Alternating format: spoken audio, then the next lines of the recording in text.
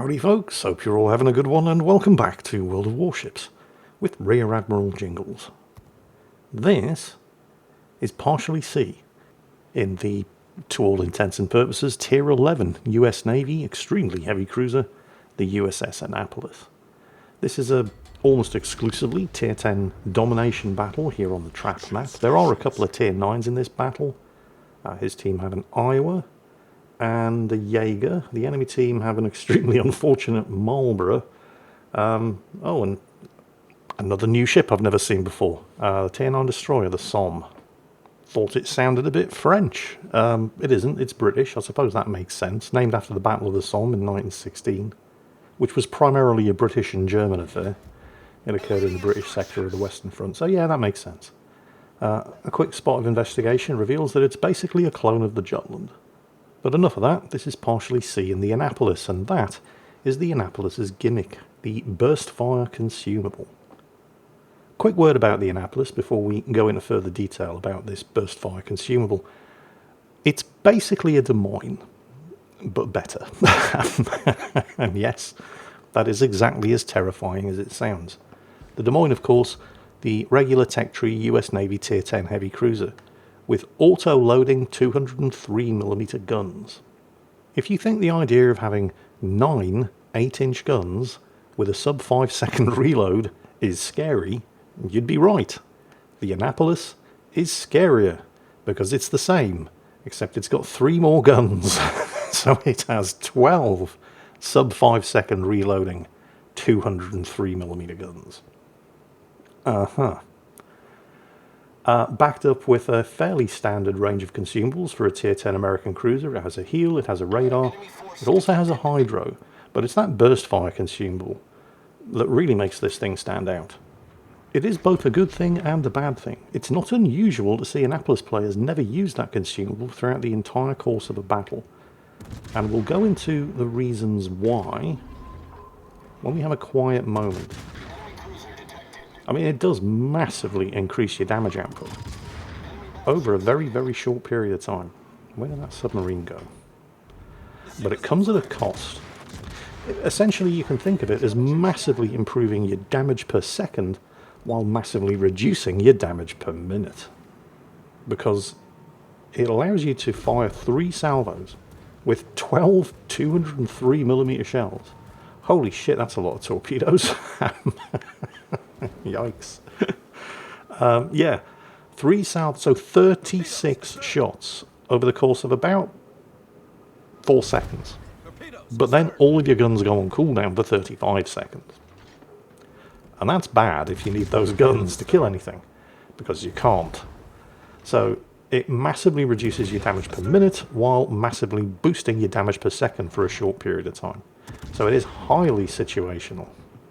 Oh, and partially had been pinged by a submarine, by the way. Those are homing torpedoes. Notice he didn't need to use the damage control to clear the sonar lock. He just outlasted the sonar ping and outdistanced the torpedoes. I mean, circumstances conspired to assist him, because there's no way he's going anywhere near that cap circle with that number of enemy ships contesting it and shooting at him. There's very little chance the team are going to be able to take this cap circle.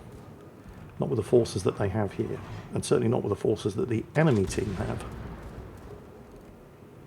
Oh, the Annapolis has better AA than the Des Moines as well. It actually has the Austin's anti-aircraft guns.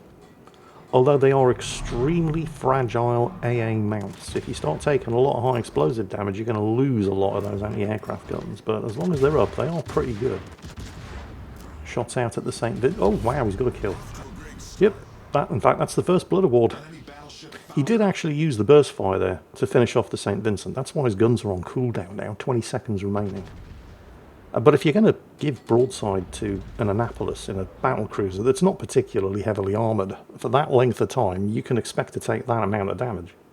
43,000 damage done. He would desperately like to be able to finish off that Marseille he was pummeling earlier. He's got to wait for these guns to come off cooldown though. This is what I mean. The burst fire gives you a lot of damage right the hell now, but then you have to wait before you can use the guns again at all. Shots out at the Marseille, and he's got him. Oh, and that's not all, although it wasn't him. Team's Forrest Sherman has nailed that brand spanking new British destroyer, but he got himself killed by the enemy Smolensk in the process. And the friendly St. It's a bad day to be in a St. Vincent, isn't it? Both teams have now lost to St. Vincent. Right now, Partially's team are the only ones that actually control the cap circle. Charlie up there to the northeast, although if you look at the minimap, I'm not sure why that Marceau would choose to push around a corner into open water between a Halland and a Smolensk, but he did, and now he's dead. And thanks to that sudden and inexplicable rush of shit to the brain, the enemy team, who are contesting the other cap circles, are probably going to start contesting Charlie as well. Whoa, that's a lot of torpedoes, and that's another kill.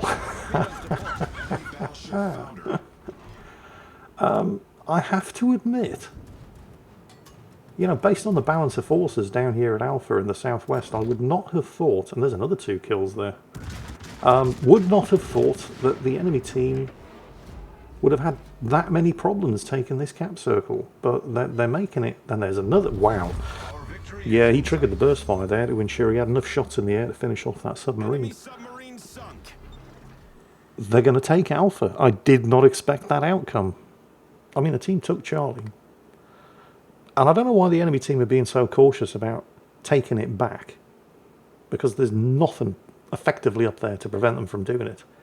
The team have more or less given up on Bravo. Well, they haven't completely given up on Bravo. There is still a Moskva there, dug in behind an island, periodically covering it with radar and desperately hoping that somebody on the team will nail the enemy destroyer that he keeps spotting, but so far nobody's.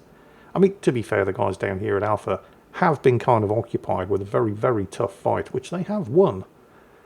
They're now flipping Alpha. Finally, somebody on the enemy team puts their man pants on and slips. It's probably the Halland, or it might be the Smolensk, into the cap circle at Charlie. And now, having won Alpha, the team are pushing up to support that Moskva at Bravo. Partially pops his radar, catches the Shimakaze. That's going to be really bad news for the Shimakaze. Speaking of bad news, the enemy Marlborough. Have a look at the minimap. That's an extremely brave Marlborough trying to contest that cap circle against 2 destroyers and a submarine. And the St. Vincent. I think he's going to get yes, he's been torpedoed. Wow, who saw that one coming? Right. Oh well. At least he's having fun. That's the main thing. Not sure we can say that about the Shimakaze. No idea what the Shimakaze was doing lurking behind that island with this slot coming up. I mean, they'd taken the cap. Nobody was contesting it. He didn't need to be there. I guess he thought he was going to hide behind the island and ambush people with his torpedoes. But, yeah, radar cruiser. Oh, and that's the Kraken Unleashed. There are now only 4 enemy ships left. Yeah. The more observant among you have probably realised that, yep, there go the Shimakaze's torpedoes. Wow, who would have thought they were coming? They're not even aimed at anything. there's nothing there. And they were spotted by Hydro anyway, because, you know, Annapolis has radar and Hydro.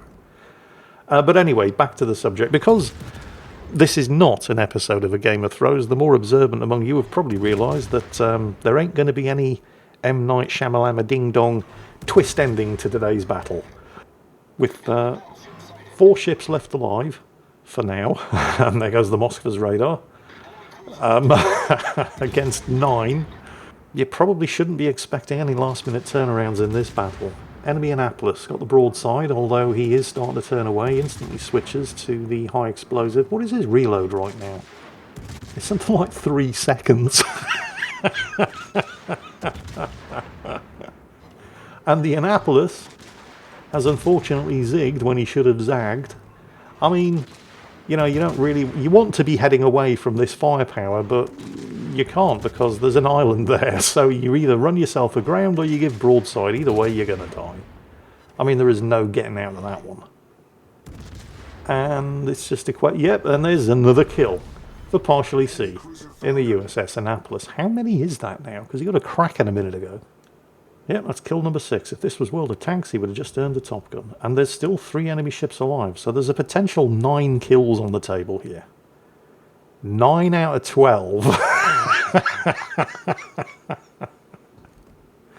There's no way the team are losing this. You've kind of got to feel sorry for the Halland in particular, because he doesn't have any smoke to begin with, and Partially's team have 2 radars, at least 2. I could go back and check the team list and see who's still alive. Oh, there goes the Moskva's radar. I believe, yep, there's the Halland. Run away, Halland. Run the hell away. For now, however, we've got a battleship to kill. Now, the Annapolis, like the Des Moines, has 27mm of bow plating, which means it can effectively nose tank 15-inch armor-piercing shells.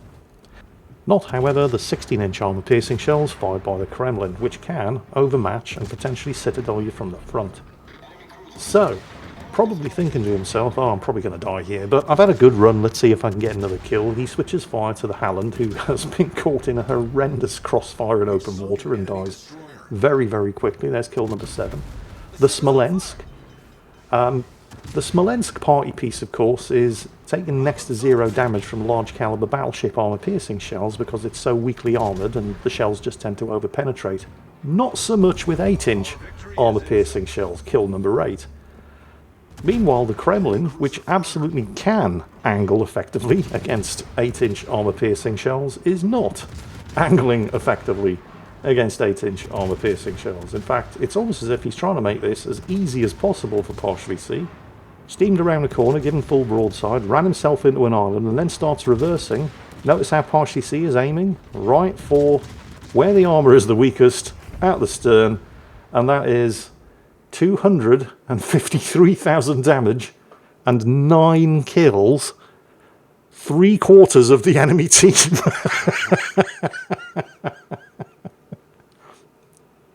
And there weren't really any kill steals there either. I mean, he basically had to work for every one of those kills. I know he finished off a low health Marseille earlier in the battle, but he was the one that put the Marseille on low health in the first place. The only reason he didn't finish him there and then was because he triggered the burst fire to finish off the St. Vincent instead, and then had to wait 35 seconds before he could kill the Marseille too.